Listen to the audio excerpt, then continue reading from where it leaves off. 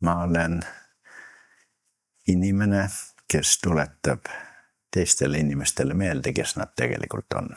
Mu eelmiste elude karmavõlad olid nii suured, et mul oleks läinud nende kustutamiseks või tasakaalu viimiseks palju elusid. Aga ma võtsin kätte ja nullisin need karmavõlad ära 30 aastaga ühes elus.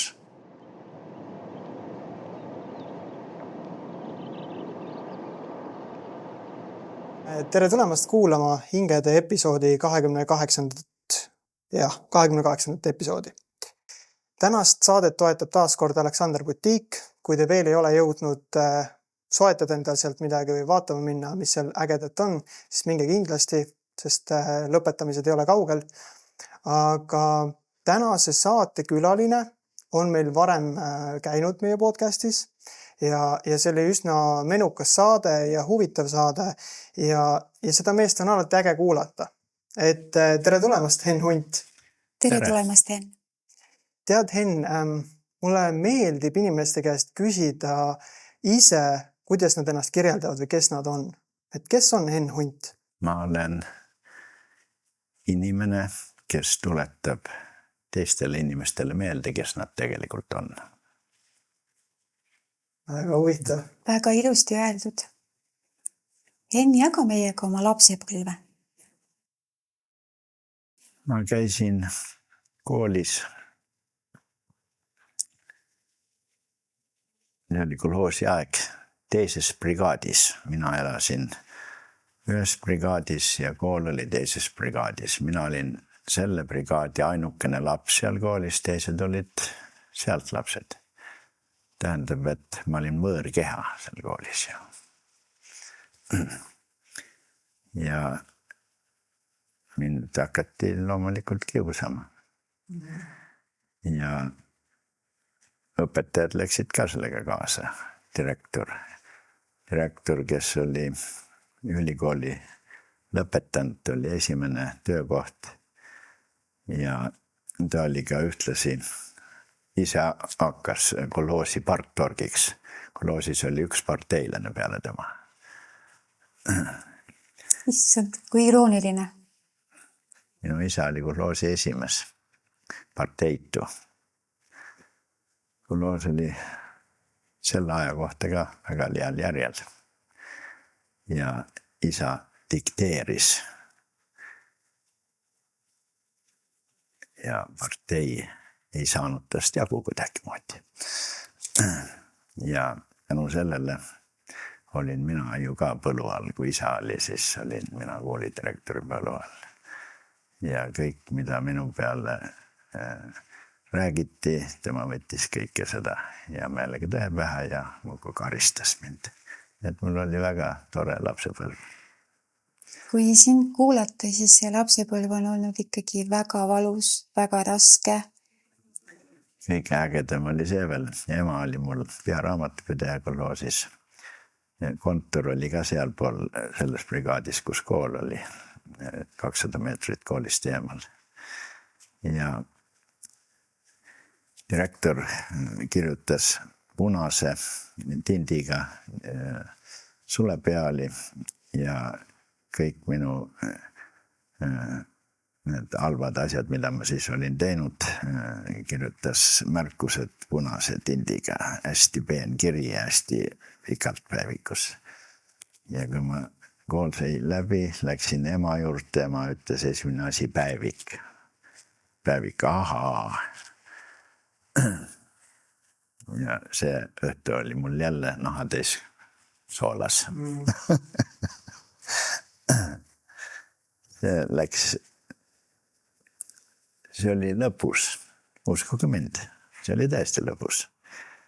Me läksime emaga koos koju, kui tööpäev sai läbi, 3 kilomeetrit üle soo oli niisugune viimane ilm oli ja mina teadsin, et mul nahatäis on soolas ja mõtlesin, et aga ega sina kah ikka ei pääse ilma asjata. Suurem porilomp oli ja ma tegin nagu komistaks ja kukkusin sinna porilompi sisse. Kooliriided kõik pooliga koos. Kes see peseb ja ma peseb. Ja tulemus oli see, et ema ütles, et jah, ma olin juba maha rahunenud ja mõtlesin, et täna ma sul nahateid ei anna, aga et sa selle viguri tegid praegu, siis nüüd saad kindlalt kätt. Maksis endale valusalt kätte. Ma ei räägi seda juttu üldse, ma ei süüdista ei ema ega kedagi teist, ei seda direktorit ega kedagi. See oli tõesti, muutus nii huvitavaks minu jaoks, et ma teinekord, kui midagi juhtunud, keegi mu peale ei kaevanud ega ei valetanud, siis ma tegin ise mingi krutski, et midagi juhtuks, et asi ikka... Et oleks põnev, on ju? Oli huvitav. Jah. Aga see ikkagi, kui ikkagi mõelda, siis seal võis päris palju kurbust ka olla lapsepõlves, kui sul ikkagi rihma said ja sellist... See oli jah, mingi hetk, kui sul parasjagu nahateid anti, siis see ei olnud jah, päris naerma ei ajanud. Aga 10 minuti pärast oli korras jälle kõik. Aga oli sul lapsepõlves ka keegi selline hea vanaisa, vanaema, tädi, keegi, kes oli nagu selline sinu inimene, kes toetas ja... Noh, vaata, ega ma ei seltsinud eriti kellegiga. Ma olin ka omate aga mul ei olnud vaja niisugust hoidjat ega nunjutajat. Sina olidki ise kui keegi, jah, kui mõni hakkas mingi kaasa tundma, siis ma ei tundnud üldse ennast hästi. Sa ei vajanud seda? Mul oli neid läbielamisi vaja. Aga mis sa ütled tänaste lastevanematele karistamise kohta ja üldse see, mis täna ühiskonnas, kuidas me lastele rõhku paneme, et mida võiks paremini teha? Vaata, lapsi ei saa kasvatada. Sest kui me hakkame kasvatama, siis me hakkame ju seda oma arusaama järgi tahtma laste käest seda sama, kuidas me ise aru saame neist asjadest. Lastega tuleb koos elada, mitte neid kasvatada. Koos kasvada. Koos elada. Aga kui sa laiendaksid, mis see koos elada tähendab?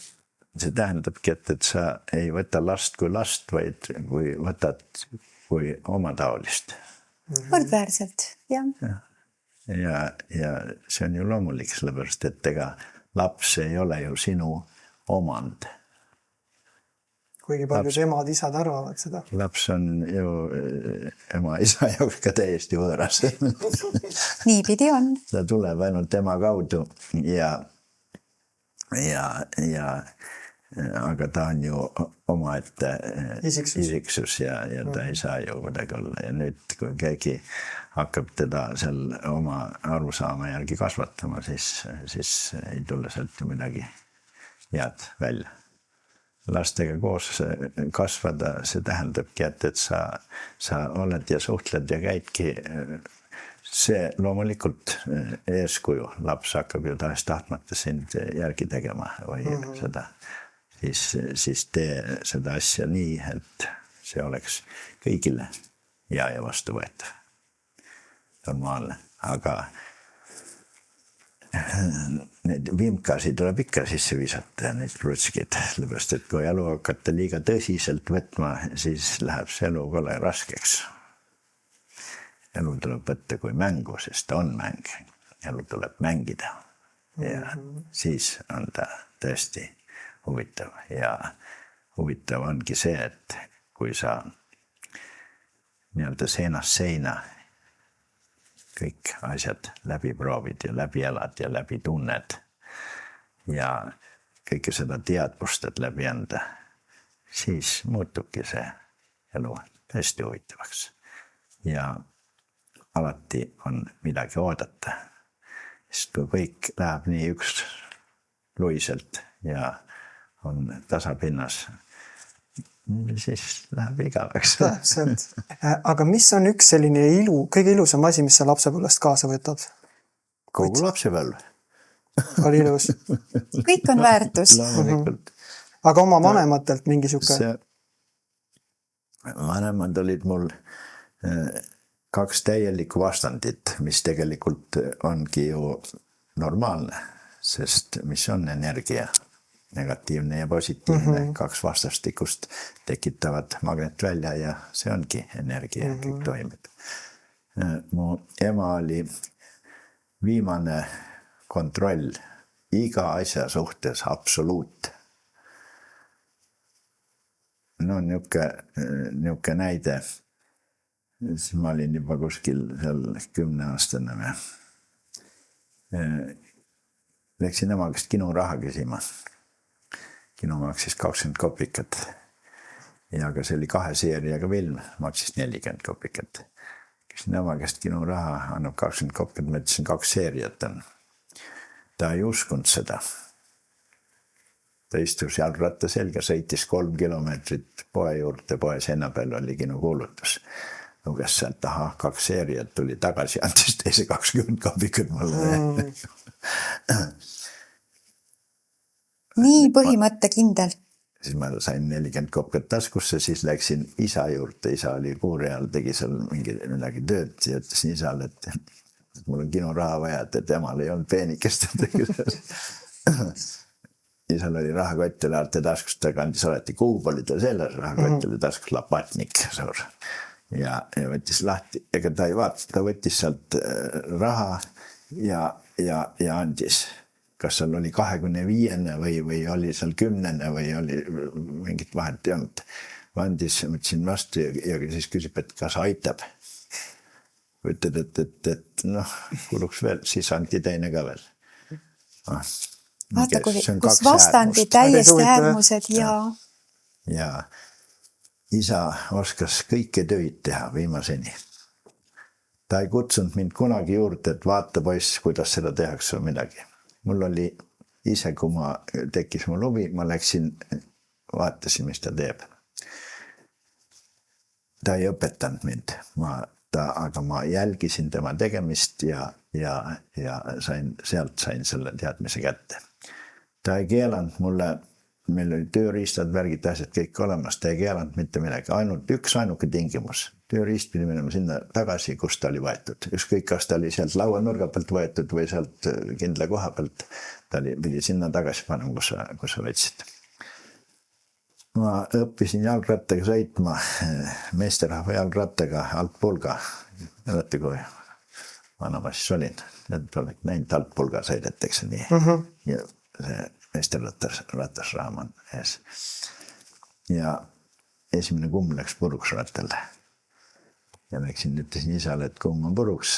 Isa ütles, et sa ju tead küll, kus need riisad on kummiliimid ja asjad. Sa oled näinud ju, kui ma selle teen.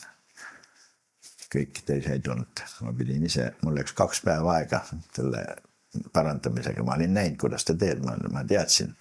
Ratti kätte ja kummi maha ja liimisin ära ja panin peale. Eebliga peale pannas tegin uuesti katki ja võtsin uuesti maha ja järgmise päeva õhtuks oli korras. Aga ma pidin kõik selle ise läbi tegema. See oli loomulik. Nii et mul oli väga tore lapsepõlve ja väga mitmekesine. Esimeses klassis septembrikuuses oli kartule põllu peal, koloosi kartule põllu peal, pori ja vihma sees, võtsime kartuleid, kõik 4-klassiline kool oli see algkool, kõik esimene klass kaasa arvatud, kõik olid põllu peal.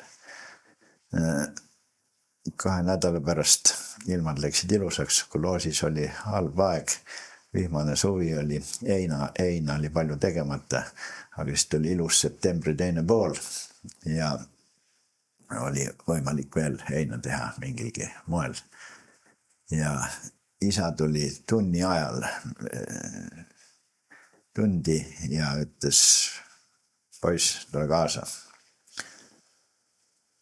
Looreha peal oli vaja inimest heina kokku riisuma. Ja võttis sind tunnist kaasa? Jah, ma olin esimeses klassis. Sõnatu. Looreha peal, ma olin pikk poiss, pikad jalad. Teate, mis on looreha hobuse ees käib? Seal on, sõidad hobusega ja siis reha vajutad peal ja siis laseb selle vaalu maha ja jälle edasi. Tööpäevad olid hommiku 8 õhtu nii kaua kui kastet maha ei tulnud, siis läks 10 võis kõik nii. Ja esimese klassi laps tegi kõik need päevad, ainult 2 tundi oli lõunat, sellepärast et hobune pidi sööma 2 tundi, sai kõhu täis süüa, aga inimesed polnud midagi. Et ma käisin kõik need suved, tegin tööd. Ja kuna ma olin väga laisk elus ametlikult tööl käima, siis oli minu tööstaaž oli väga väike. Ja kui hakkas mul vaja pensioni oli hakata määrama, siis ei tulnud need aastad kuidagi kokku. Ja oli vaja 11 aastat kokku saada. See korrutati 3-ga, siis oli 33, tähendab, see oli nüüd juba Eesti aeg siin. Mul ei tulnud kuidagi moodi 11 aastat kokku tööstaaži. Ja see sotstöötaja ütles, et aga kas sa olid ju, lapsed käisid ju tööl, kolhoosi aeg vanasti, et kas sa ei käinud? Ma ütlesin, käisin jah. No aga need on ju kuskil kirjas arhiivis. Ja saingi Viljandi arhiivist, sain kätte kõik, ma ei tea, mitme suve tööd ja tuli mul need puuduvad 3,5 aastat seal. No super. Ja kus oli abi sellest? Ja. Issand, kui vahva lugu. Ja täpselt oli kokku, nii et 2-3 päeva jäi üle ka. Väga hea. Ja vaata õige inimene ka, kui oleks olnud võib-olla mingi teistsugune sotsiaaltöötaja, kes oleks, inimesed on igasugused, oleks selle lihtsalt laua pealt maha lükanud, on ju. Aga sa ütlesid meil eelmises episoodis, et sa oled 30 aastat elanud sellist elu, mida väga vähesed elavad. Yeah. Et kas su elus on olnud ka mingit sellist hetke, kus sa tundsid, et see võib olla nagu viimane?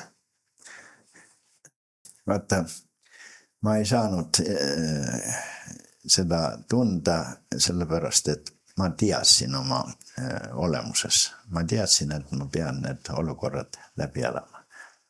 Mu eelmiste elude karmavõlad olid nii suured, et mul oleks läinud nendega kustutamiseks või tasakaalu viimiseks palju elusid.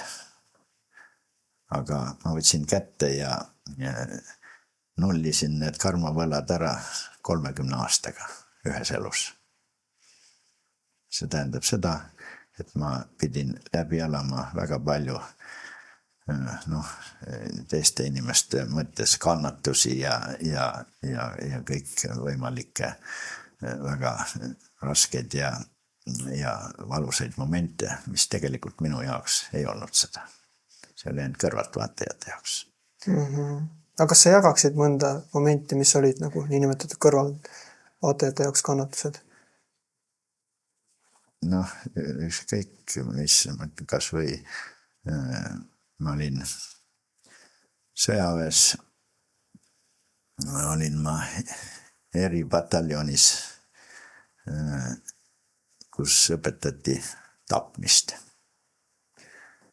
kõikvõimalikel viisidel. Kaug-Idas, Jaapani õpetajad olid venelaste poolt Jaapanist vägisi ära toodud, röövitud õpetajad, karateõpetajad ja veel väga erinevaid. Et meid õpetati kõik võimalike relvadega tapma, aga ka kõik võimalike viisidel ilma relvadeta tapma. Ja sinna juurde käisid ka niisugused asjad nagu langevarju õpped käisid ka nende asjade juurde. Ja ma tegin seal palju langevarju ja pärast peale sõjaväega, ma rändasin mööda Venemaad ringi, olin ma Salma Veevis klubis, olin mingi aeg instruktor, õpetasin noori õppima ja õppasin ka ise loomulikult ja ühel hüppel oli niisugune lugu, et langevari oli valesti kokku pandud ja tagavara langevari ei kasutanud kunagi ja ei läinud lahti langevari. Ja siis ma õhus lõikasin neid nööre või lahti ja sain lõpuks nii, et pool langevarju avanes. Aga ma olin juba maal nii lähedal, et ei võtnud seda hoogu nii palju maha ja kukkusin vaktiliselt maa sisse, oli 52 luumurda. Aga sa mäletad seda hetke, kui sa seal maas olid, või sul oli pilt täiesti läinud? Ega ma ei meenestanud mingit pilti läinud kuskile. Ja alguses on kõik tuim ja siis ühel hetkel hakkab valutama. Ja siis, kui sa lähed selle valuga teadlikult kaasa, võtad seda valu kui õnnistust. Sa teadvustad, et see hetk sa tasakaalustad ühte episoodi kunagi enda poolt esile kutsutud probleemist, kus sa oled energia tasakaalust välja viinud. Ja sa võtad seda rõõmuga vastu ja hakkad seda läbi elama. See on lahendus, see on üks probleem jälle vähem. Kui sa nii võtad seda, siis naudid. Väga paljud inimesed ei võta niimoodi. Mitte ei kannata. Ja nii, et nii ole hullu. Kõrvalt vaatajad on muidugi vaatasid, et sa oleks pidanud ammu surnud olema nende läbielamiste peale. Ma ütlen, et ma olen Kassi aastal sündinud, mul on 9 elu. Et need 9 elu on kah juba ammu läbi ja sa oled ikka elus. Aga ma pidin ju, ma olin võtnud selle teadmise, et ma elan need olukorrad läbi, ma tasakaalustan oma elu täielikult. Ja siis hakkan aitama inimesi. Ja ma ei saanud ju siis ära surra, kui mul on niisugune plaan tehtud. Siis ma pidin ju need asjad oma ülesanded täitma ja siis täitsingi. Vana sa olid, kui sa said aru, et sa pead hakkama nagu inimesi aitama? Ma sain 23-aastaselt nägijaks. Ja mu guru õpetaja oli mul, ütles, et nüüd pead hakkama inimestega tegelema ja ma ütlesin, et ei, nüüd ma hakkan elama. See oligi see. Ma teadsin, et mul on vaja oma karma tasakaalustada. Aga mis periood elus on sind kõige rohkem vorminud inimesena? Kõike kogu aeg. Iga päev on olnud nagu miski. Aga loomulikult. Mul oli see teadmine ju minu sisemas olemas. See viimane läbielamine oli eesnäärmevähk. Viimase staadiumi vähk, kus ma olin juba mitmeid kuid, olin vaktiliselt liikumatu, mu sõbrad liigutasid, aitasid. Nii et ei tulnud lamatisi ja tõssid mind ja vesid ja viimane ots oli ma nii, et ma isegi silmad ei pilkunud enam. Kaalusin üle 30 kilo natuke. Ainult kondid ja nahk? Kondid ja nahk, ja surin. Ja tulin tagasi samasse kehasse. Sest see keha tegelikult oli veel kõlbulik. Töötas veel? Ja ma pidin ju täitma oma lubadust selles elus. Saama otsaga kokku ja aitama hakata edasi andma seda, mida guru ütles mulle 23-aastaselt, aga nüüd juba 30 aastat hiljem. Aga kas sa lapsepõlves tundsid ka inimesi nagu teistmoodi või sa tundsid, et sealt juba hakkas midagi või oligi alles 23. aastal? siis kui sa 23-aastaselt? No see lapsepõlv oli mul teistmoodi, aga noh, ma ütlen, et ma ju tundsin, kui mind seal faktiliselt ju piinati nii moraalselt kui füüsiliselt, ma sain ju seal peksa ja kõik see koolis. Ja ma tundsin, noh, ma olin sellest kõigest üle, mitte üle selles mõttes, et kannatustega üle, aga noh, minu jaoks oli see nagu mäng oligi, see käis lihtsalt selle asja juurde. Noh, sest sa teadsid seda kulgemise lugu, et see kuulub kõik selle protsessi juurde. Ikka, see on. Aga mina tahaks enne küsida sellist küsimust, et see kehasse tagasi tulemine, räägi sellest tundest, räägi sellest teekonnast, et sa oma kehasse tagasi tulid, et jätkata, mis?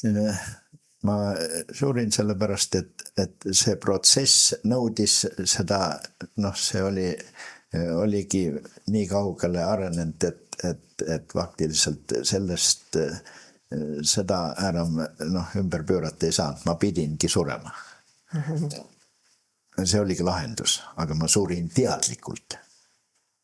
Kaks ise asja, kas sa sured teadmatuses, oma hirmudes ja veel kedagi süüdistades või sured sa teadlikult selle teadmisega, et sellega sa lõpetad selle protsessi, mis oli, ja sellega sa tasakaalustadki energia. Ja ma tulin oma kehasse tagasi 10 minutit hiljem. Ja veel 10 minutit hiljem tõusin ma ülesse ja liikusin. 30 kilose kalma. Ja vähem kui 24 tunniga võtsin juurde 15 kilo. Ilma, et ma oleks söönud. Sest see tagasitulek oli täielik avatus, energeetiline avatus, ega ei olegi vaja süüa, kui sa oled täielikult avatud. Su keha ja hing sai täielikult uue restardi. Kas need inimesed, kes samamoodi kogevad surma, kliinilist surma ja tulevad sealt tagasi, kas nende kohta võib sama öelda, et tegelikult neile antakse võimalus? Nemad suurem osa neist ju, nad lähevad ju teadmatult, nad ei lähe teadlikult. Ja noh, muidugi alateadlikkus on seal sees, aga mul oli teadlikkus oli noh, olemas kohe natuuris. Ja, aga vaata, kui sul seda ei ole, siis see on üsna keeruline, nagu, kui sul ongi nagu viimase astme vähk. Nagu neid mõtteid ja hirmu mõtteid on seal nagu väga palju ta kindlasti teada. Noh, loomulikult on, ma näen ju, juures käivad ju siin ju palju. Muide, täna nägite, ma rääkisin ühe naisterahvaga, seal 2 naist olid ja teisega ajasin seal natuke mõne sõna juttu, läks välja uksest. Nad ta tuli koos mehega siia. Mees oli vähihaige ka kaunis juba kaugele ulatanud. Ja noh, ühesõnaga oli öeldud juba, et kindel minek seal mõne nädalate või äärmisel juhul mõne kuu küsimus seal. Mees on praegu elab ja naerab ja laulab, tulevad need mõne päeva pärast siia uuesti, täna olid ilmumehed, mehel oli tegemist. No mis sa arvad üldse sina sellest, et arstid ütlevad niimoodi, et umbes sul on 2 nädalat elada jäänud või kuu aega? Mis sina sellest arvad? Noh, see võtad inimesel viimase lootus ära, kõik on ju inimeses endas on kõik see. Ega siis mina ei tee kedagi terveks, aga kui inimene saab minu kaudu hakkab iseennast tajuma, tundma ja uskuma ja usaldama, siis see on lahendus.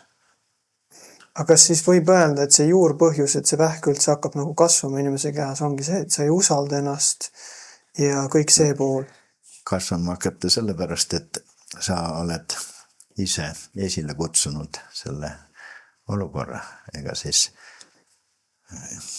kui nii lihtsalt võttes kõik probleemid, kõik haigused, kõik õnnetused, mis inimesega siin nüüd ja praegu juhtuvad, on tema enda poolt kas eelnimestes eludes ja ka selles elus esile kutsutud olukorrad, kus ta on nii-öelda energia tasakaalust välja viinud ja läbi nende õnnetuste, läbi nende haiguste, läbi nende probleemide, kui ta need läbi elab, teadlikult läbi elab, ilma nendega võitlemata, siis läheb see energia tasakaalu tagasi, inimene terveneb. Aga kui me räägime lastest, kellel on haigus, siis see tulenebki siis eelmistest eludest või? No ikka loomulikult. Kui inimene sureb haigusesse läbi hirmu ja trauma, kus ta mõtlen, et veel tihti peale süüdistavad veel kedagi, vana inimene sureb, näed, mu ülemus oli niuke, sundis mind tööle, ma pidin seal tegema ja näed, tegin endale liiga, nüüd olen haige ja võt nüüd on see surmav haigus ja kõik, ta sünnib, järgmisse ellu sünnib, juba lapsena sünnib koos vähiga. Või koos haigusega või invaliidina või ükskõik midagi. Kõik on ju meis endis. Midagi ei ole ju kuskilt mujalt ei tule. Aga mis mina tahtsin natukene seda jutu otsa tagasi keerata sinna, kus sa ütlesid, et vaata, et need 2 naist olid ja selle ühe naise mees, et paranenud. Ma märkasin selle naise pilgus, kui ta sinuga rääkis, heldust, kergendustunnet, tänutunnet sinu toetusele ja abile. See oli see, mis mind kõnetas, kui ma seda naist vaatasin. Ta tänas sõnadega ka veel. Jaa, aga see oli tajuda, see oli nii ilus ja soe, mis tähendab, et Hennu juurde kallis rahvas, olge teel. Et see oli hetk, mis Kristjan mind väga kõnetas ja südamesse läks, ma nägin seda kõrvalt. Mis tunde see endale sulle tekitab, kui inimene tuleb ja ütleb suur aitäh sulle enne, et ma olen nüüd terveks saanud? Loomulikult on see hea tunne. Aga ma ei võta seda, ma võtan seda natuke teistmoodi. See on nagu loomulik. Aga mis oli see hetk, mis panisid nagu mõistma, et ei ole kõik ainult see, mis me oma palja silmaga näeme, et on ka midagi rohkemat? Kui ma 23-aastaselt Kuru viis mind Siberisse ja tema sõber viis mind alla vanasse maha jäetud kaevandusse 600 meetri sügavusel ja jätsid mind sinna. Olin seal 4 ööpäeva. Täielik vaikus, täielik pimedus. Sa minuti möödudes enam ei saa aju sul, ei ole kontakt, kaob mingit kontakti ei ole ja sa ei saa enam aru, kas sa oled siin olnud aasta või oled olnud minuti. Kõik inimene, see on, me ei oska seda mõelda, kui ma nii ütlen, kui meil on näed siin ümberringi kõik, kui sa oled täielik pimedus ja täielik vaikus ja peale kauba on sul veel see teadmine, kui me sõitsime selle metallliftiga kollati sinna alla segavusse. Et sa oled kuskil maapõues siin ja mitte midagi. Ja seal ongi, hakkad nägema oma eelmise elusi ja sealt tulebki sa aru saama. Aga kas selleks on vaja alati minna maapõue või pimedusse, et tajuda seda eelmist? Minu guru ütles, et me olime 5 kuud eelnevalt olnud koos. Ta tegeles minuga. Ja ta ütles, et oleks nii loomulikku rada pidi edasi läinud, siis ma oleks saanud nägijaks 2 aasta pärast. Aga ta nägi, et see piir on mul juba, olen seal lähedal ja et on väike restart teha, siis saab kiiremini. Masina läheb käima. Ja tegime selle ja selleks asja. Ta ütles pärast ka, et kui ma oleks tänava pealt esimese ettejuhtu võtnud ja sinna alla viinud, siis oleks sealt pärast laiba leidnud. Läheb hulluks lihtsalt. aga mis on selline kõige müstilisem asi, mis sa ise oled kogenud oma elus?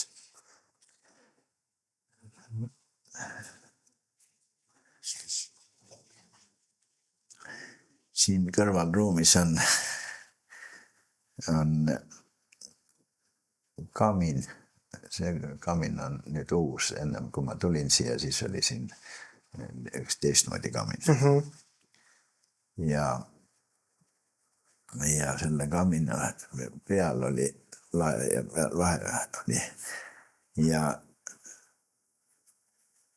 ma olin õhtul siin ruumis kedagi ei olnud, kõik olid näinud. Ja küünlad põlesid, 3 küünalt põles ja mingit elektrit ei olnud midagi. Ja siis ma nägin, kuidas ülevalt sealt kamina pealt tuleb kass ja hüppab tooli peale. Ja tooli pealt maha. Ja tuli, istus ja ütles mäu. Vaatas mulle otsa. Seda kassi ei olnud. See oli vaim. Vaimolevus. Vaimolend. Aga see oli absoluutselt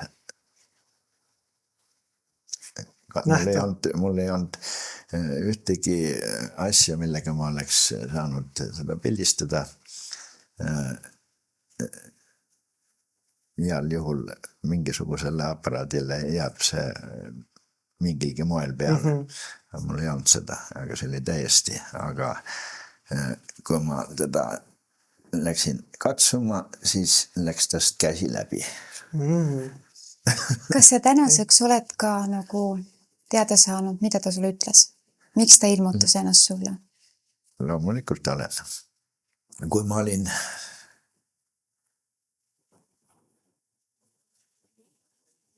19-aastane ja ma olin ühe naisterahva korteris, üksik naisterahvas, vanem must tükk maad. Me jõime, olime purjus mõlemad ja see naine jäi kuskile teise tuppa magama ja tal oli, see oli maakoht ja tal oli kassipoeg. Ja see muudis seal ringi ja mina jäin ka magama ja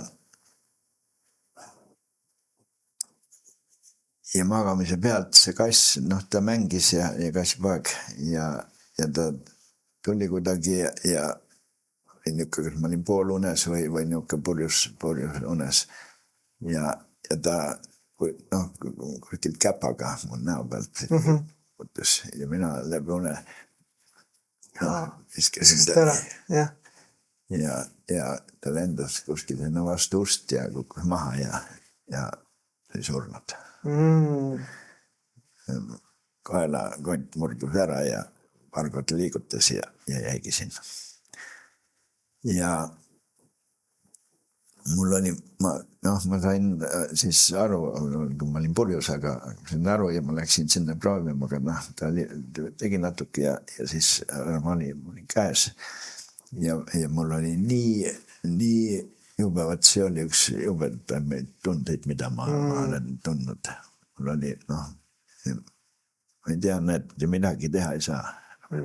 Ja nii lollisti, nagu sa oled ise olnud alkoholijoobes ja lihtsalt nagu kärbes vaata lendab näkku või midagi. Ja ma ei teinud ju meelega, mul on ju maal ju kodus olid lapsed, pärast olid kassid ja koerad ja kõik, ma olen väga nendega sees ja kõik. Ja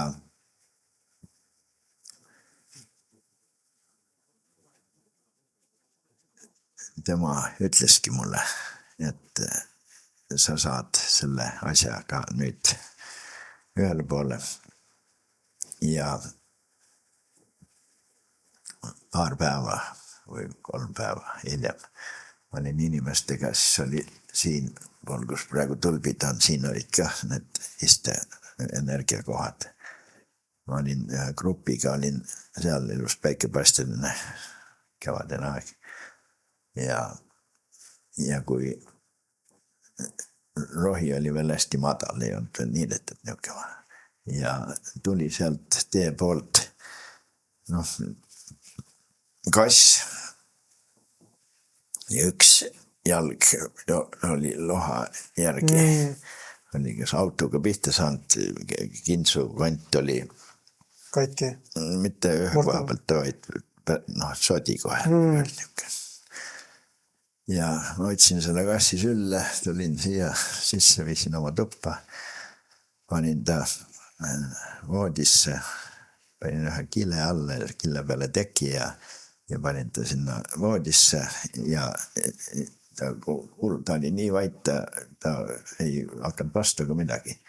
Ja ma panin selle jala, nii tunde järgi niivõrd paika, kui ma sain. Aga ta oli mitmes tükis, ma tundsin neid tükke. Ja aga ma tunnetasin, panin ta paika, ta oli külle peal maas. Tõin talle alustassiga vett, juua ta limpsis vett.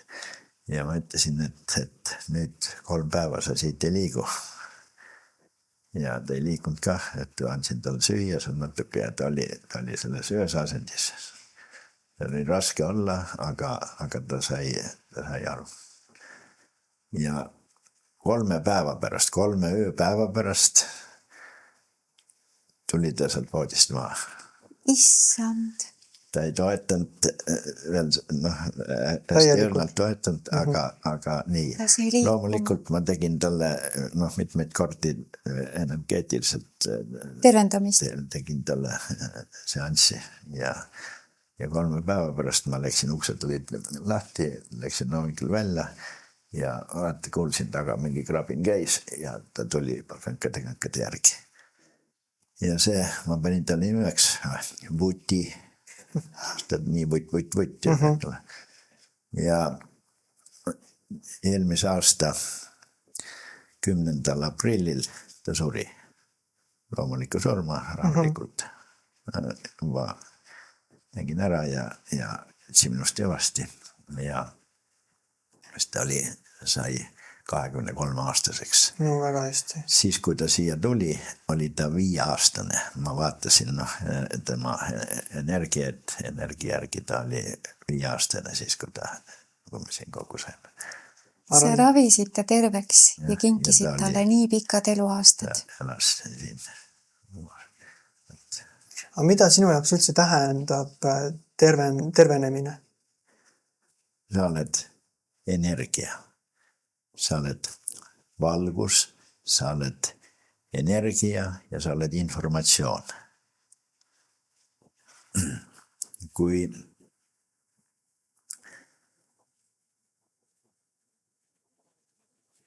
sa ju kogu aeg, iga oma mõttega lood ennast uuesti ja uuesti ja uuesti. Kui su mõtted on tasakaalus, kui su informatsioon on selline, mis on energeetiliselt tasakaalus, siis oled sa igatpidi terve. Kui sa tekitad informatsiooni, mis on energeetiliselt tasakaalust väljas, siis on sul juba kuskilt midagi logiseb, viga. Kui me elame mõistusega, kes me ju tegelikult ei ole, mõistus on meie jaoks ju täiesti võõras, teiste inimeste arvamused. Ja me elame koos oma vanematega, vanavanematega, kuuleme ja näeme kõike seda, mida nemad teevad, mida nad läbi elavad, nende haigusi, nende probleeme, nende omavahelisi tülisi vastuolusid. Laps võtab need automaatselt selle informatsiooni ja salvestab oma alateadvusse. Ja sa hakkad ju kõike seda informatsiooni kasutama. Kui sa mõistusega elad, siis sa elad ju tegelikult teiste inimeste elu. Ja kõik need probleemid, mis neil teistel olid, hakkavad, sina kutsud need oma kehas ja oma elus niisamuti esile. Peale selle mitte ainult oma pere, vaid ka kõik see, mida sa väljapool peret näed, mida sa koolis õppisid, mida sa kuuled, mida sulle räägitakse, mida sa võtad, mida sa uskuma jääd, milles tekib sinu veendumus, et need asjad nii ongi.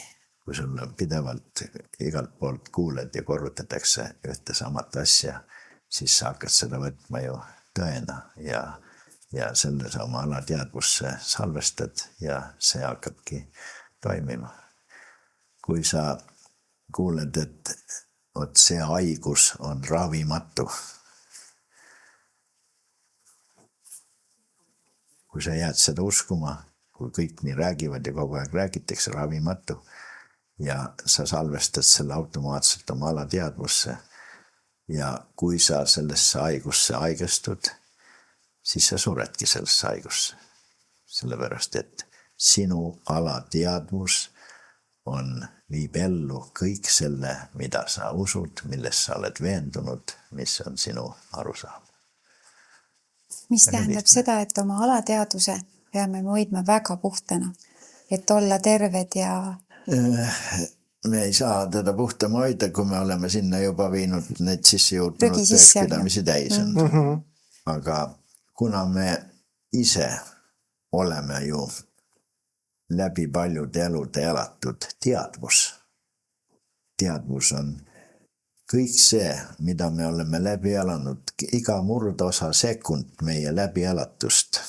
Nii pikk, kui see ka ei ole olnud, on energeetiliselt jäädvustatud ja see ongi teadvus. See teadvus on ju kogu aeg olemas. Me jätame selles elus selle keha maha, sünnime lähtuvalt sellest teadvusest, sünnime me järgmisse ellu. Iga eluga meie teadvus ju suureneb ja suureneb ja suureneb. Me saame neid läbielamisi, tuleb ju kogu aeg juurde erinevaid ja kõik. Ja nii kaugele ta suureneb, kui ükskord me hakkame tänu neile nii paljudele läbielamistele hakkame me mõistma kõige selle läbielatu mõttetust. Jah, et milline aja raiskamine see oli, eks? Kui mõttetu? Mõttetu heas mõttes. Me saame aru, et kõik need mõttetud läbielamised olid vaja selleks, et me hakkame aru saama, et kõik see asi on hoopis midagi muud ja teistmoodi, risti vastupidi. Aga meie alateadvus on kõik meie uskumused selles teadvuses, neis läbielamistes. Me ju millegisse me usume kogu aeg, muidu me ei saaks ju eksisteerida. Meil on ju, need uskumused on meil lapsest saati ja läbi kõige selle, mida me oleme saanud. Ei ole asi selles, kas need on õiged või valed. Asi on selles, et mida me usume, seda meie alateadvus ellu viib. Nii et alateadvus on ainult meie uskumused ja veendumused, mitte kogu see teadvus. Ja me ei saa seda alateadvust muuta paugu pealt, ükskõik kui me hakkame aru saama mõistma, et need asjad ei ole nii, nagu me näeme ja kuuleme. Aga on vaja saada sellesse alateadvusse juurde, et viia sinna uued arusaamad, uued energiat sisse. Et muundada need vanad energiat juba uueks. Energeetiliselt on ju kõik tasandid. Lähevad järjest peenemaks ja järjest peenemaks. Me oleme ühes kindlas dimensioonis, kus me siin mõistusega elades oleme selle sees, need uskumused, seda me ellu viime või õigemini meie alateadvus viib seda kogu aeg ellu ja me keerlemegi nagu oravrattas.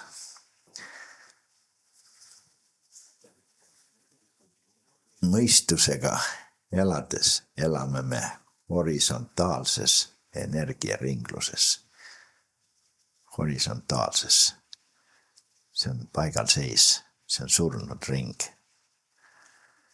Siin ringi sees võid sa kui palju neid muutusi teha. On kogu aeg nullpunkteks. Kõik lõpevad tupikus. Meil on vaja siit välja tulla. Meil on vaja tõsta oma energeetilist taset. Oma, me ütleme, et oma vaimset taset tõsta. See tegelikult tähendab see energeetilise taseme tõstmist. Peenematesse energiatesse minekut. Ja ainult nii saame me sellest mõistuse tasandist välja tulles suudame me minna alateadvusse ja viia sinna uued arusaamad sisse. Aga ma usun, et vaata, meil ei ole elus asju antud nagu niisama. Meil on antud vesi, tuli, õhk, maa ja erinevaid asju elus. Ja samamoodi on ka mõistus antud. Ta ei ole nagu niisama meil on ju. Ei olegi, see ongi, kui me tuleme mõistuse järgi hakkame elama, siis me elame risti vastupidi tegelikkusele. Kõik, mida me mõistusega teeme, on universumi seadustele 180 kraadi vastupidi. Ja see ongi selle mängu ilu ju. See ongi see peituse mäng, miks lapsed mängivad peitust, sellepärast, et see, kes otsima peab, see ei näe, kuhu nad peidavad endid. Ja vaat siis on huvitav. Ja me tuleme nii samuti siia katse-eksituse meetodil hakkame elama ja panemegi risti vastupidi. Ja see ongi see, mis teeb selle asja huvitavaks. Aga Henn, kas on võimalik, et kunagi siin maa peal see elu täielikult korrastub ka, et me ei ela mõistuse järgi, et me ikkagi elame puhtalt ja teadlikult oma alateadusega koostöös? No kes see siis siin veel elada tahab? Siis ei tahaks keegi, vist pole üldse nii lõbus, on ju? Loomulikult. Inimkond on endid juba mitmeid kordi ära hävitanud ja ma ütlen, et näed, et nüüd juba see enesehävitus on juba niivõrd selge, et nüüd läheb juba ludinele siis. Nüüd on ära õpid. Need viis on juurde ka tulnud kõvasti kindlasti. Ja kõik see käib, kõik on energia, kõik on valgus, kõik on energia, kõik on informatsioon. Kõik, tegelikult ju näed, see, mida me näeme, meie kehad, kõik, mis meie ümber on, kogu see universum, mida me arvame, et see on nagu tegelik, see on informatsioon läbi aegade info, mida me oleme või mida me näeme. Me selle informatsiooni oleme tekitanud energeetilised sagedused selle informatsioonina ja see on peegeldus meie endi informatsioonist, mida me näeme. Tegelikult me ei näe mitte midagi, see on tagasi peegeldus meie endi mõttetegevusega tekitatud illusioon, mida me peegelpildina näeme, mis peegeldub meie silmade kaudu tagasi. Ja, teinekord seal peeglist ei ole alati meeldib vastu vaadata. Astab endale otsa vaadata. Ja me oleme ju me ei ole inimesed pulgad pükstes ja seelikus. Me oleme ju seesama kõiksus igal pool. Ma ütlen valgus, mis on valgus? Pimedus on niisamuti valgus. Kõik on valgus. Valgus on see, valgus ei ole valge värv. Valgus on valgus.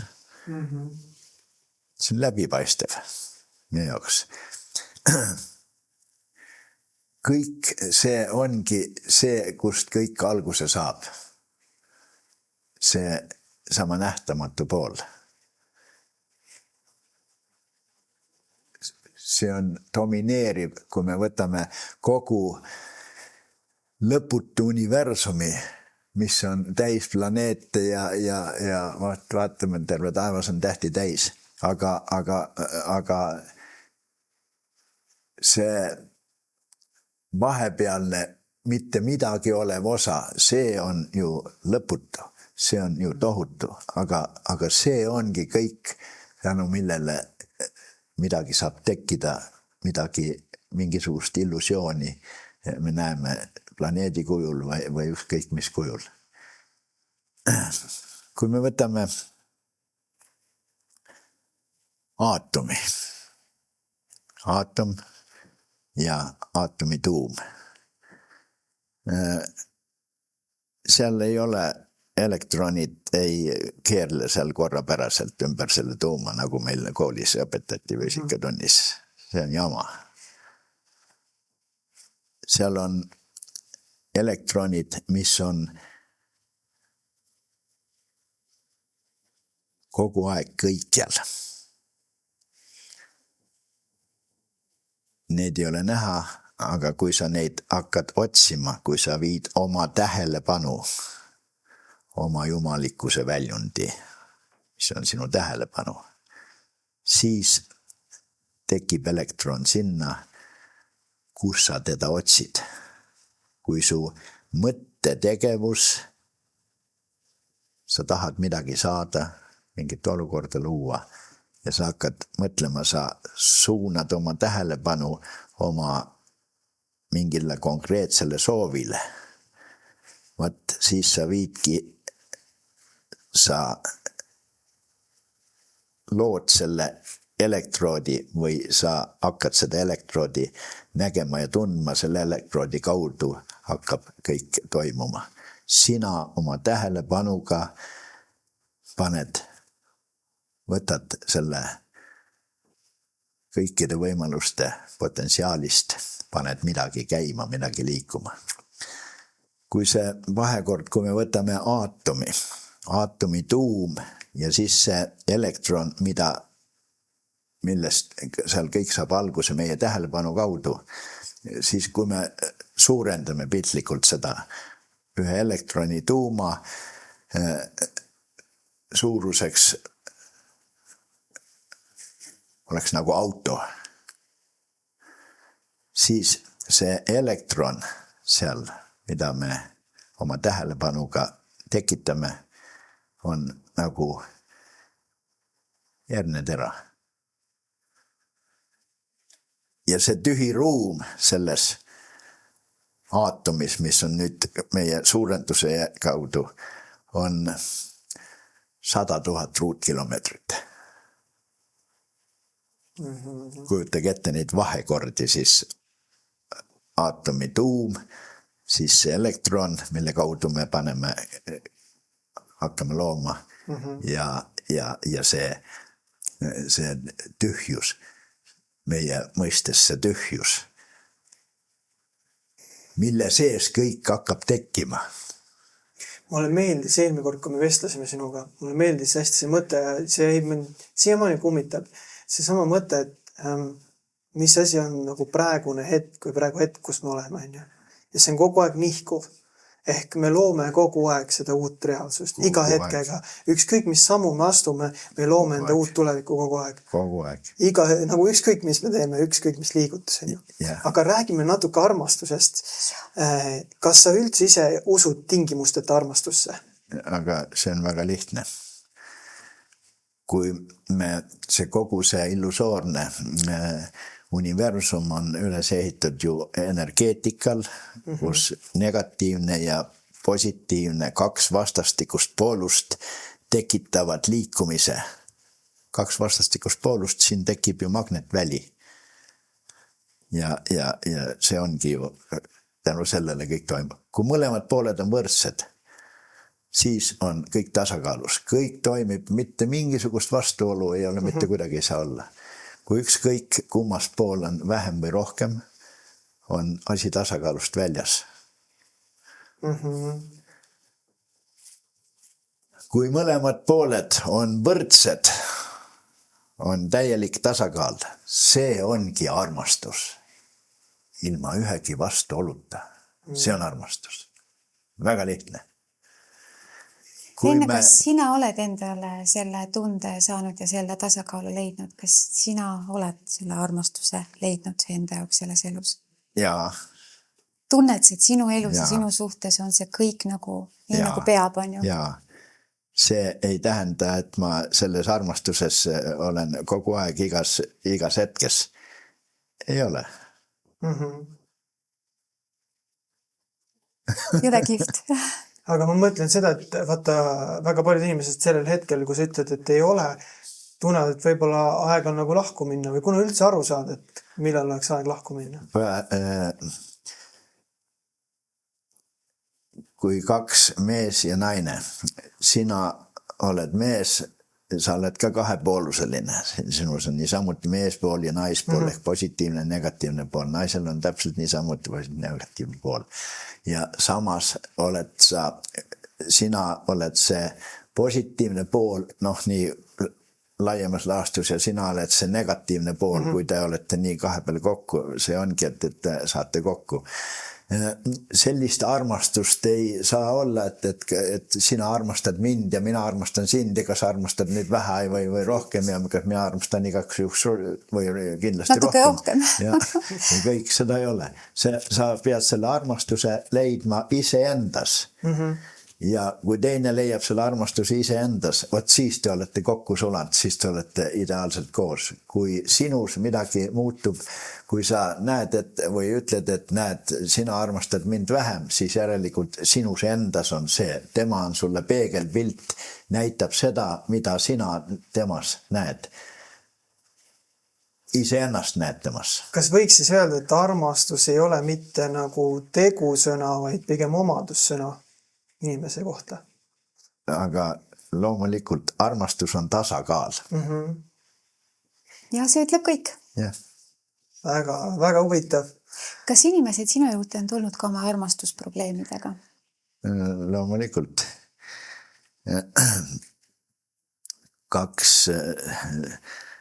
Soomes töötavat Eesti naist tulid mu juurde ja käisid siin ühe korra ja läksid tagasi ja saatsid mulle SMS-iga, et me tundsime sinu juures tohutut seksuaalsust. Ja et see seksuaalsus oli nii tugev, et me armusime sinusse. Ja ma kirjutasin vastu, et see seksuaalsus on teis endis. Te tundsite seda seksuaalsust iseendas. Te ei saanud minu seksuaalsust tunda, te saite ainult iseenda kaudu seda tagasi peegeldust. Inimesed tõlgendavad asju valesti. Tegelikult ka see, et sa panid nad tajuma midagi sügavat, mis oli neil olemas, mida nad tulid sinu juurde otsima, see lihtsalt tegid selle ukse neile sügavamalt lahti, eks? Ja. Nad tulid pärast, mitu kuud hiljem tulid tagasi või nad on mitu korda käinud ja said aru või jõudis kohale küll ja hakkas toimima. Aga see esimese korraga tekkis neil avanes midagi see, mida nad pidasid nagu minu selleks energiaks. Väga huvitav. Mida sa ütleksid nendele naistele ja meestele, kes on täna võib-olla 30-ndates või isegi 40-ndates, kes kardavad nagu üksi jääda ja võib-olla ei leia seda sobivat partnerit? See on jälle meie eelmistes eludes tehtud või tekitatud olukordade peegeldus. Ja sa ei saa ju kunagi endaga üksi jääda, kuna me oleme ju kõrgemal tasandil kõik üks. aga samas vaata see üksinduse tunne on inimeses endas no see ei ole siin, vaid see on siin ego. Okay. Ego paneb niimoodi mõtlema, eks? Loomulikult. Ma lihtsalt mõtlen seda, vaata, meil on igast erinevaid tundeid, igas inimese sees on. Ja minu mõte on nagu see, et kui inimesel ei oleks üksinduse tunnet, siis ta ei lähekski kuskile nagu vaatama kedagi või ta ei tunnekski vajadust, sest nagu sa oled kogu aeg, kõik on hästi, ma ei saa ka aru, miks mul on vaja kedagi. Jah. No loomulikult see igaüks tahab, see on ju loomulik sinu olemuses juba sees, et sa vajad seda teist poolt, sellepärast me ju muidu see inimkond ei saaks ju sellisena eksisteerida, kui sugu tuleb ju ainult nii. Jah, nüüd on muidugi natuke lihtsam, AI tuleb appi ja ei pole midagi vaja. Aga see teistmoodi mina.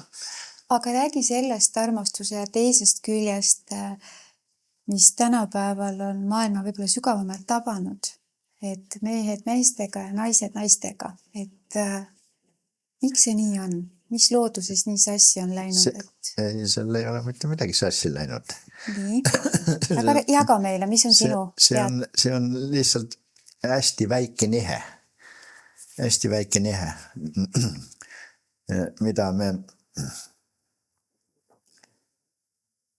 Sul on kindlasti elu jooksul olnud palju tuttavaid ja sõpru naiste seas, ma mõtlen.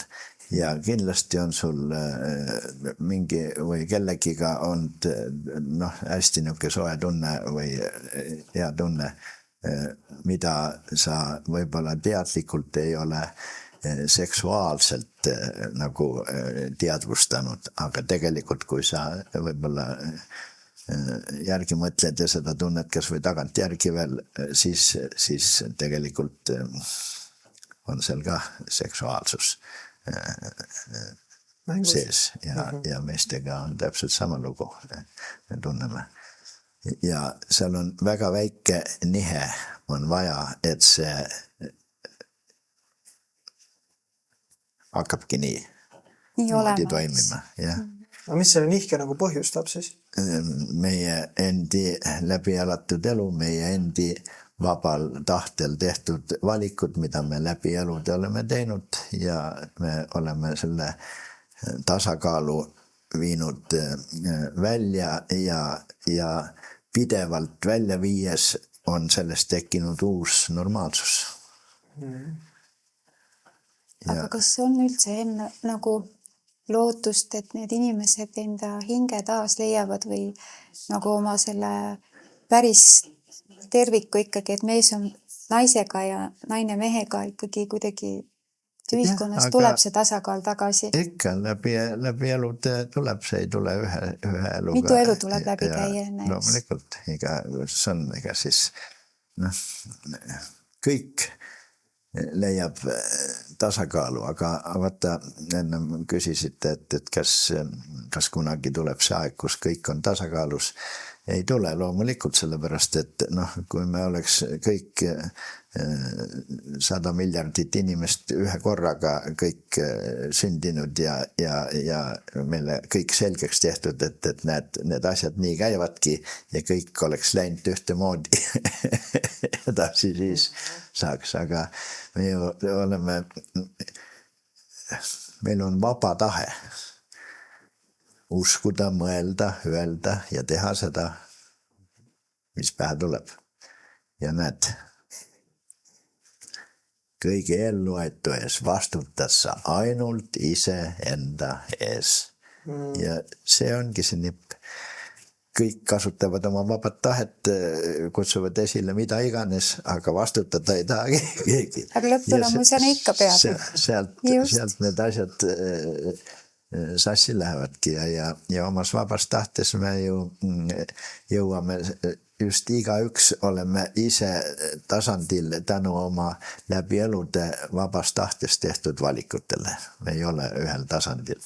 ja see ongi see erinevus, et me ei saa kunagi kõik koos ühele tasandile, alati on, keegi jõuab ennem ja keegi jääb maha ja alati on see tasakaalutus ja siis tulevad uued peale, nii et see ilus mäng ei saa kunagi otsa, aga individuaalselt võib ta, kui sa jõuad äratundmisele ja tõstad oma taseme, ja siis jõuad nirvaanasse ja ei taha tagasi tulla enam siia, oled seal siis teed kaugjuhtimisega.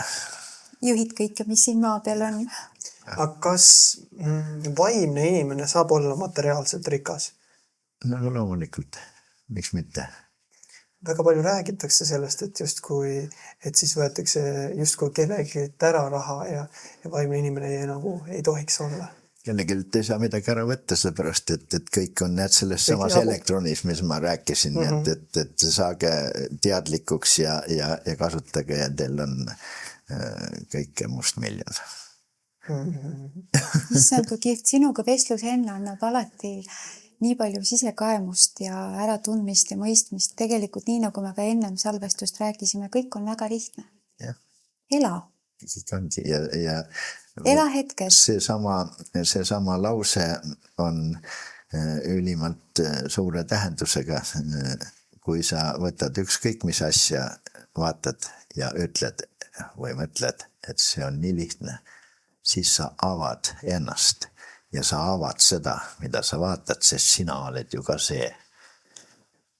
Kui meie peas tekib tillukene mõttekillukenegi korraks, see on meie endi poolt esile kutsutud mingi kindel sagedus. See ei ole ainult siin, vaid see on sellel samal hetkel on see sagedus miljardi valgusaasta kaugusel niisamuti. See on igal pool ja see ei kao. Kõik need sagedused, mida me esile kutsume, on kogu aeg nüüd ja praegu selles hetkes ilma igasuguse viivituseta igal pool kogu aeg. Ja keegi teine teeb mõttekillu, keegi kolmas. Ja mis tasandil need mõttekillud on ju, mis omavahel, mis on sarnased, resoneeruvad. Nii et me tegelikult oma mõttekilluga võime panna neile miljarditele sama sagedusega mõttekilludele, võib-olla just sina andsid selle viimase tõuke ja tänu sellele toimus midagi väga suurt ja võimsat. Väga huvitav. Kas võib ka selle näitena tuua, et näiteks ma hakkan su numbrit valima ja sina juba samal ajal helistad? Loomulikult. Ikka. See on väga huvitav.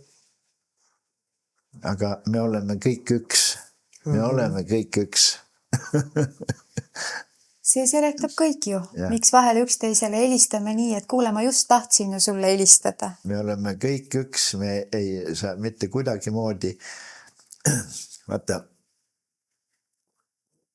iga üks omas vabas tahtes, sellest samast ühisest nimete seda milleks iganes. See ongi see tühjus, see ongi see valgus, see ongi see vaikus, see ongi see rahukus, see puhas potentsiaalsus. Ja me näed omas vabas tahtes nimetame seda hingeks, kui see kõik on vaim siin, ütleme siis nii, või jumalikus, siis hingena oma vabas tahtes, hingena me eraldume, aga me ei lase sellest lahti, me oleme ju, see on ikka see, kus kõik toimub. Teine omas vabas tahtes, kolmas omas vabas tahtes, hinged ja ehitame keha ümber sellele hingele. Ja nüüd oleme, ja aga kõik oleme ju selles ühend, tänu sellele me üldse saame siin hingene ja inimesena olla. Ja nüüd saame omavahel kokku ja me ei tea, et me oleme üks. Ja kas me läheme kaklema või saame sõbraks või hakkame koos midagi tegema või saame teise inimese, kes temaga saime paremini hakkama. Igas vabas tahtes, iga see vaba tahe nüüd teeb just seda, mis pähe tuleb, mida ta heaks arvab. No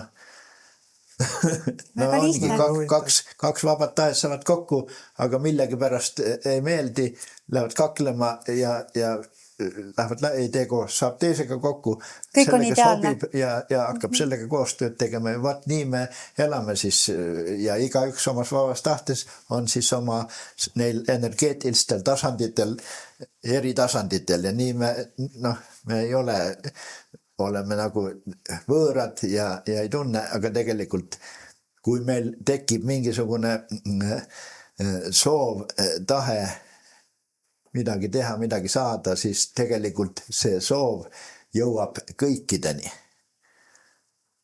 Ja kes on resonantsis sinuga, see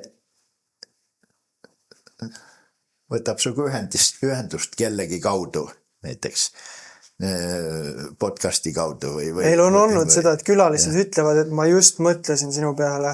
Või tänaval jalutad. Ja. Ma just mõtlesin su peale ja jalutab et te kutsute mind saatesse, öeldi meile sellist asja.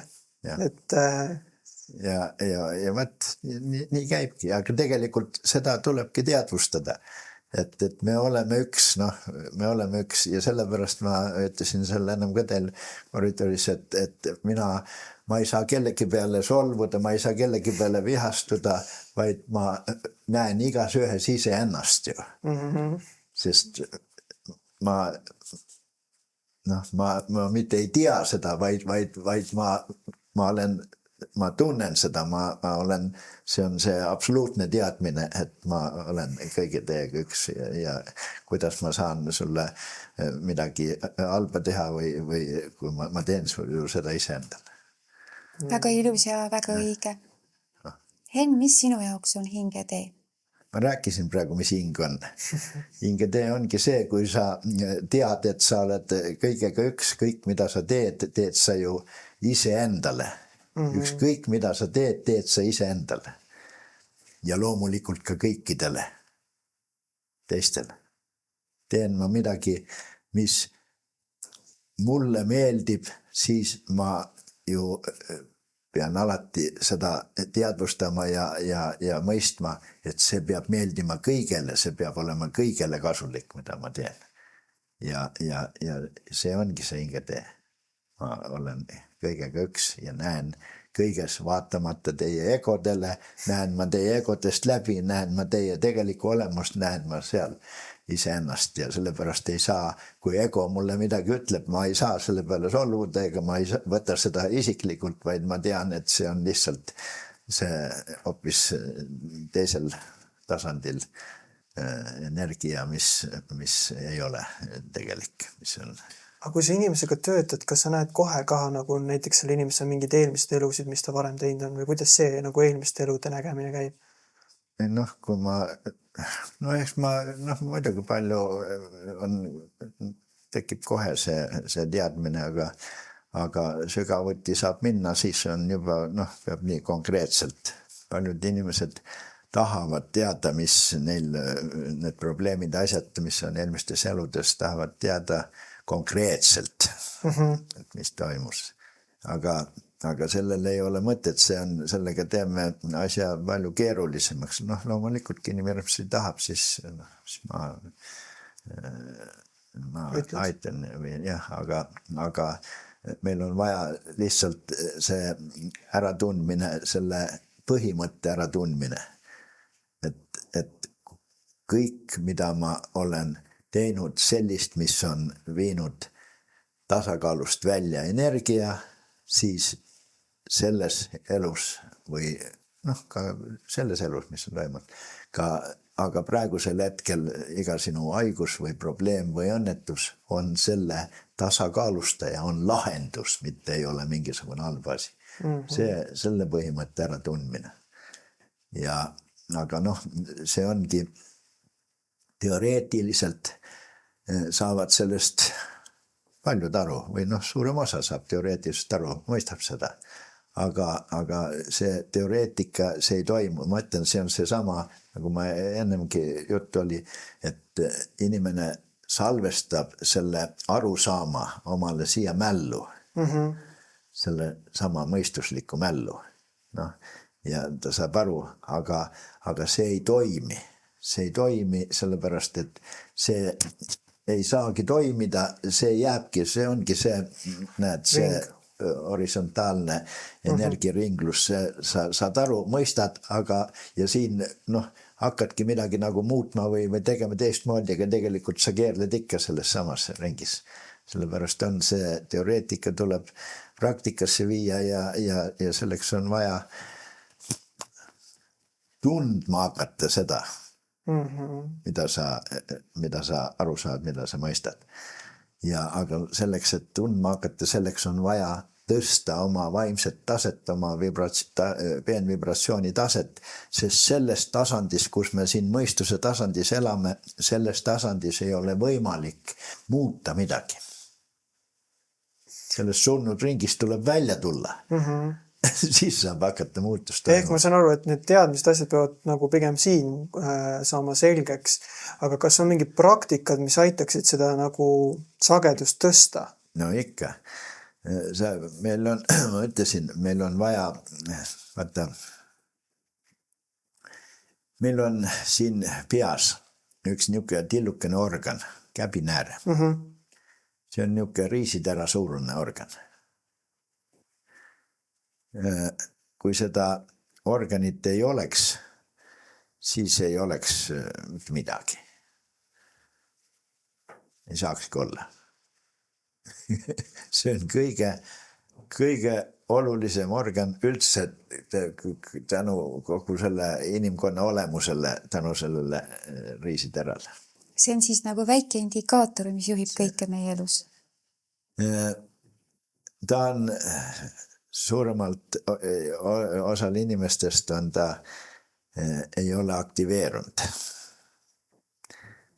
Aga kui me läbi meditatsiooni ja läbi teadliku enesega tegelemise tõstame oma vaimse vibratsiooni taset, siis me aktiveerime selle käbinäärme. Ja see aktiveerimine ei ole nii, et me aktiveerime ja nüüd ongi kõik. See aktiveerimine saab kogu aeg minna võimsamaks ja võimsamaks. Me aktiveerime teda rohkem ja rohkem ja rohkem ja rohkem ja see on lõputu nirvaanani välja. Lihtsalt öeldes, kui me aktiveerime käbinäärme, hakkab ta tootma melatoniini. On niisugune aine. Sest meie keha on kõik ju kui keemia. Keemiavundar, jah. Ja. Melatoniini ja see melatoniin, mida rohkem ta seda melatoniini hakkab tootma, siis sealt see omakorda hakkab väga palju erinevaid tasandeid andma välja. Ja ehk teisisõnu, kui me elame mõistusega beeta tasandi sagedusel, see on 14 ja rohkem hertsi sagedust, siis me oleme beeta tasandil. See on mõistuslik tasand. Beeta tasandilt me ei saa kuidagi ligi oma alateadvusele, sest see tasand ei lase meil seda uut uskumust sedavõrd tugevalt võimenduda, et alateadvus selle omaks võtab. Meil on vaja minna sellest beeta tasandist välja alfa tasandisse, mis on 7–14 hertsi sagedus. Ja see on ka, kui me oleme seal 13 või 12 hertsi peale viime, siis saab veel mõistus segama. Kui me juba saame sinna 7–8 hertsi peale selle tasandi, siis on juba mõistus ei suuda segama tulla ja me saame alateadvusele ligi, me saame alateadvusse viia uue arusaama, uue energia seal käima panna, mis omakorda hakkab neid vanu energiaid muundama, sest see on kõrgema tasemega või tasandi energia kui need vanad meie sisse juurdunud tõekspidamised. Ja võt, siis me saame ja mida rohkem, kauem me tegeleme teadlikult sellega ja aktiveerime käbinääret rohkem ja rohkem, see toodab rohkem ja rohkem melatoniini ja nii me saame selle alateadvuse lõpuks tööle hoopis teisel tasandil. nüüd juba õiget pidi 180 kraadi. Ja siis tõstame ka oma energeetikat ju läbi selle kõige. Ja. Aga inimesed ju, mulle tundub, ma ei tea, sa saad ka seal mõelda, inimesed ju tarbivad erinevad narkootikume ja tajuvad ka, hakkavad nägema igasuguseid erinevaid asju ja vahel nad ei tule toime sellega, tekib mingi psühhoos või mis iganes veel. Aga see ongi, kui on loomulik tõus, kui me elame enesega tegeldes, lähme nii-öelda astmelt, siis me suudame seda tasandit säilitada. Me sammu edasi säilitame selle, saame sealt sammu edasi säilitame. Kui me lähme neist astmetest üle seal narkootikume või mingit muud kasutades, siis me lähme, meil ei ole toetuspinda, me ei jää sinna pidama. Me kukume korpsti tagasi ja tekitame selle palju suurema segaduse. Kas sa tegeled inimestega ka, kellel narkootilised probleemid tulevad sinu juurde abi saama? Siin on seinast seina inimeste muresid, mis üldse läheb olla. Seepärast, et selle nüüd juba varsti 19 aasta jooksul, mis ma olen tegutsenud, siin on ju käinud, ma ütlen, kümneid tuhandeid kõik võimalike probleemidega, mis üldse ilma peal olemas on, eks. Aga on ka selliseid inimesi, keda sa oled öelnud, et ma ei saa sind aidata? Ei ole? Ei. Et kõik oled ikkagi alati vastu võtnud? Ma mõtlen alati kõik vastu, see on seda mõtetki ei saa tekkida, ma võtan ju inimesel, kui ta on niigi, on see usk on seal miinimumi peal ja ma võtan siis selle veel täiesti ära. Vastupidi, mõtlen, et see on nii lihtne. Ja juba inimesel säde sees töötab, et saan oma murele lahenduse. Aga tuleb ikka ja jälle korrata need inimesed, kes tõesti tulevad asjaga kaasa, tulevad ju, käivad kordi ja kordi. Ja siis hakkab see asi arenema, sellepärast, et alguses esimese hooga saad küll aru aga see on teekond, mida tuleb pikalt käia, et see protsess hakkaks hinge sees tööle. Ikka ja jälle korrata ja ühe nurga alt ja teise nurga alt ja see teadlik enesega tegeleme meditatsiooniga, me paneme selle aluse või selle põhja, millele ehitama hakata, aga meditatsioon on ju seal ainult see pool tundi või tund, aga ülejäänud aeg läheb vanamoodi, siis ei ole sest kasu, me peame ka ülejäänud aja märkama ja teadlikult hakkama kontrollima oma tähelepanu. Meie tähelepanu on see kõige olulisem asi, see on meie jumalikkuse väljund. Valesse kohta suunatud tähelepanu kohe annab tagajärje. No kõik, mis meie elus on sellist, mis meile ei meeldi, mida me arvustame ja millel me hinnanguid anname, on ju meie endi tähelepanu poolt loodud, võimendatud ja kaasa toodud ja veetud. Kõik, mis meie elus on ükskõik millises mastaabis, minu igapäeva selles tillukeses pere mastaabis või riigi mastaabis või maailma mastaabis, kõik see, millega me rahul ei ole, mida me arvustame ja kritiseerime, see on ju meie endi looming. Paraku nii on. Ma võib-olla viimaseks küsimuseks küsikski selle, et kas on mingi küsimus, mida ma ei küsinud, aga oleksin pidanud? Hea küsimus.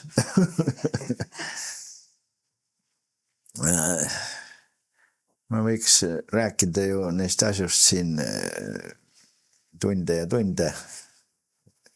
Ega küsida võib ju väga palju. Need on nüansid, suuremalt osalt nad ju kattuvad, on ju, küsid ühte samat asja natukene teistmoodi. Tegelikult see alus on ju kõik üks. Mis on oluline, mida ma veel tahan öelda? Minuga kontakti saamine on, see oleks pidanud laua peale panema selle mu telefoninumbri. Ma panen Facebooki, ma panen Instagrami ka postituse alla ja YouTube'i descriptionisse, kui te avate seal kirjelduse, siis te saate sealt alt Hennu numbri kätte, et siis ma paneks sinna need ülesse. See on energeetiline number, see on 53, 89, 1, 1, 1, 1. 53, 89, 41 on seal lõpus. See on võimas number. See on väga võimas number. Mida need ühed tähendavad või mida see number tähendab? Ühtesi ei võetagi eraldi, vaid 11 on meistrinumber, 2 11 meistrinumber, kokku 22, juba väga võimas meistrinumber. Mis ma sulle ütlesin? Sina küsisid küsimuse, aga mina küsin ka viimase küsimuse, Henn. Ütle mulle, Henn Kallis, kas sinul on ka oma õpilane, kellele sina oma anded ja teekonnad ja õpetused jagad, kes ühel päeval sinust edasi jätkab seda? Kes sinu kingatesse astub? Mul on neid päris mitmeid. Mitmeid on, eks? Ja nad käivad, on juba, kes on juba päris mitmeid aastaid ja tassapissi tegutsevad. Ka juba on suutelised